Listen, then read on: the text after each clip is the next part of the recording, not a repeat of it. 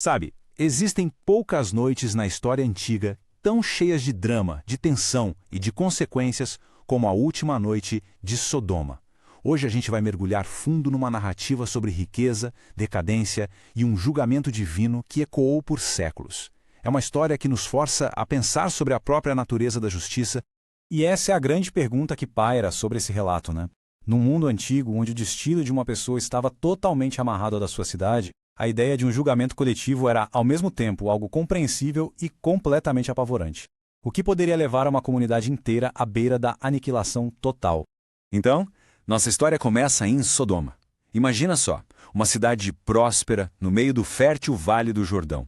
Suas muralhas, feitas de tijolos de barro, como era comum na Idade do Bronze, protegiam mercados cheios de vida, uma riqueza que saltava aos olhos. Mas, por baixo dessa fachada, um clamor de injustiça, de crueldade, tinha ficado alto demais para ser ignorado. E é por isso que mensageiros divinos foram enviados para ver se era tudo verdade mesmo. E assim, com o sol se pondo e criando sombras longas pelos portões de Sodoma, 2 viajantes chegam. E bem ali, sentado junto ao portão, que era o lugar onde se fechavam negócios e se fazia justiça naquela época, estava Ló, o sobrinho de Abraão, um morador da cidade que, apesar de respeitado, já andava bem inquieto com as coisas que via. Quando Ló vê os estrangeiros, ele age imediatamente, seguindo o código mais sagrado do Antigo Oriente, a hospitalidade. Proteger um viajante era mais que um favor, era uma questão de honra. Por isso, a recusa inicial dos visitantes é tão estranha. Ao dizer que iriam ficar na praça, no coração público e desprotegido da cidade, os anjos estavam, na verdade, colocando a moral de Sodoma à prova. Mas Ló não aceita um não como resposta, ele insiste muito. E a urgência dele é quase palpável. Isso não era só educação, gente. Era o medo de um homem que conhecia muito bem os segredos sombrios que as ruas da sua própria cidade escondiam quando a noite caía. Ele sabia que a praça não era um refúgio, era uma armadilha. E não demora muito para a gente ver que a preocupação de Ló tinha todo o fundamento. A noite mal começou e a verdadeira face da cidade está prestes a se mostrar do jeito mais brutal que se possa imaginar. Antes mesmo de terminarem a refeição, um barulho lá fora começa a crescer e vira um tumulto. A casa de Ló é cercada. E a narrativa aqui é de arrepiar, de tão específica. Homens de toda a cidade, de todos os cantos, jovens e velhos, se juntam numa multidão raivosa do lado de fora. O grito deles é direto, uma ofensa brutal à honra de Ló e aquele dever sagrado de proteger seus hóspedes. Eles exigiam que os visitantes fossem entregues, não para conversar, mas para sofrer violência e humilhação. Era o oposto absoluto da hospitalidade. Ló sai de casa, se colocando entre a multidão e seus convidados como uma barreira frágil contra um mar de ódio.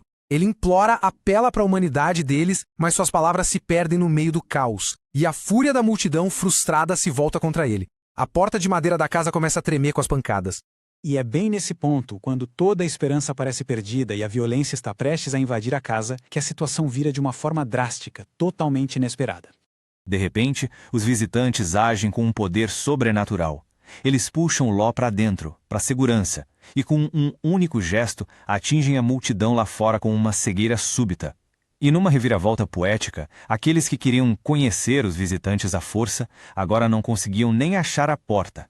A maldade de Sodoma, que antes era um boato distante, agora era um fato, provado e irrefutável. Com a perversidade de Sodoma totalmente exposta, o tempo de investigação acabou. Agora começa o julgamento. Uma ordem final é dada e as consequências vão ser sentidas por todos. Ali dentro, do santuário temporário da casa, a verdadeira identidade e a missão dos visitantes são finalmente reveladas. A investigação terminou, a sentença foi decretada, a ordem é clara e não tem apelação. Junte quem você ama e fuja, porque o amanhecer vai trazer a destruição. Ló corre pelas ruas escuras para avisar seus futuros genros, mas o aviso desesperado dele é recebido com deboche. Eles riem na cara dele. A descrença deles é um retrato perfeito da própria Sodoma, uma cidade tão afundada na própria arrogância que é incapaz de reconhecer o julgamento que está batendo à porta. Para eles, era só uma piada de mau gosto. Quando o dia começa a raiar, a própria hesitação de Ló é um perigo. A misericórdia divina tem que agir de forma física. Os anjos literalmente agarram Ló e sua família pelas mãos e os arrastam para fora da cidade condenada. As regras para sobreviver são simples, mas a mais importante de todas é um teste de fé. Não olhem para trás. Ou você deixa o passado para trás, ou se torna parte dele. E no exato momento em que Ló alcança um lugar seguro, os céus se abrem. Mas não com chuva, com fogo e enxofre. Uma chuva incandescente que consome Sodoma, Gomorra e toda a planície. A fumaça, diz o texto, subia como a de uma fornalha gigante. Um testemunho sombrio do fim de uma era.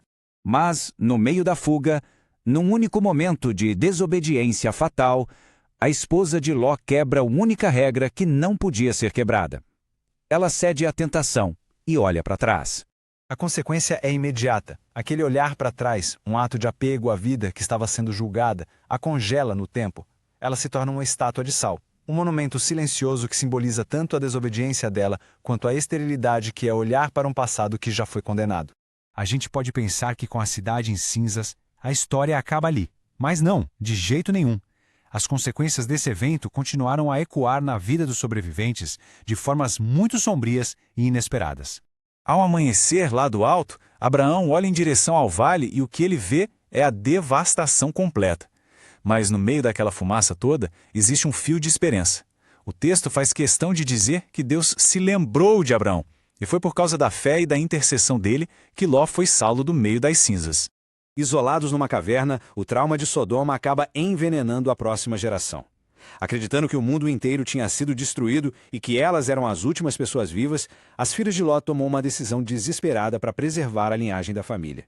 Desse ato, nascem os Moabitas e os Amonitas, povos que se tornariam adversários de Israel no futuro. A destruição de Sodoma continuou a gerar conflito. Então, o que a gente tira disso tudo? Essa história nos mostra um quadro bem complexo.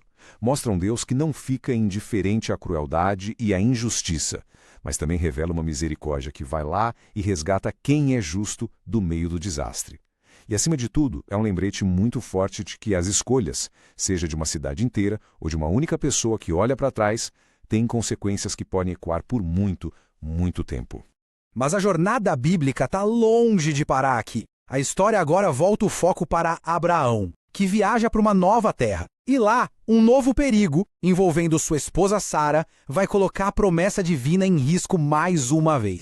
Isso nos joga direto na nossa próxima grande questão. Depois de ver de perto a fragilidade da vida e a profundidade da falha humana lá em Sodoma, a pergunta fica ainda mais urgente. Diante de tantos perigos e da imperfeição dos seus próprios escolhidos, será que a grande promessa de Deus a Abraão poderia realmente sobreviver? É o que a gente vai ver no próximo capítulo